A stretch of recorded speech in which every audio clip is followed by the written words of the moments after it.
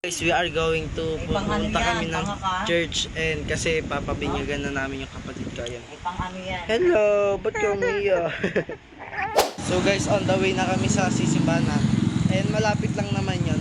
Dito lang din sa amin. Ay si mama. Inay. Ayan yung bibinyagan. Sino nandun? So update ko na lang kayo pag andun na kami sa simbahan. And naghihintay na lang kami ng ibang.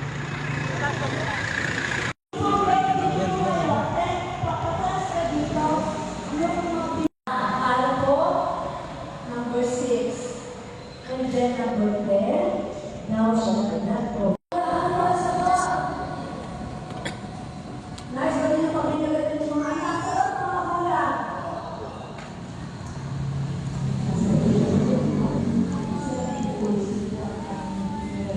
Guys, bibinyagan na siya.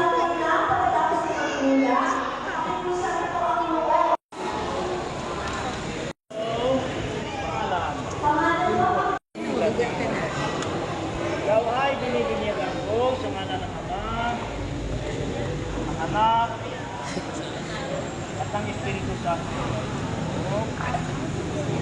Sige, tapos na po sa lino.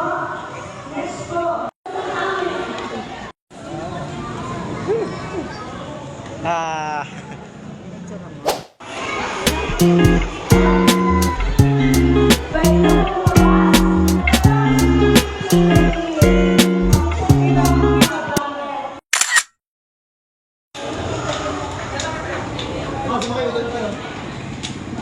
Ano ba sa Pamangkin na sa Mamang-isa tayo. Mamang-isa. Tayo naman ito.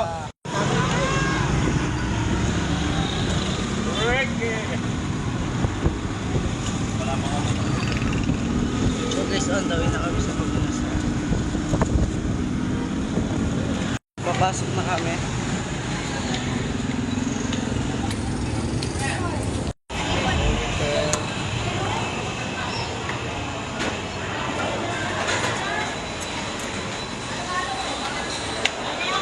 Naka-reserve na kami ng pagkain dito and ito. Ako na lang mag-isa, iniwan nila ako, andun na sila. Nasa baba na sila kaya ako nakakain. Kinulang kasi sa reserve guys, kaya ito, umorder na lang ako. Kakain ako mag-isa. Mga sa parang.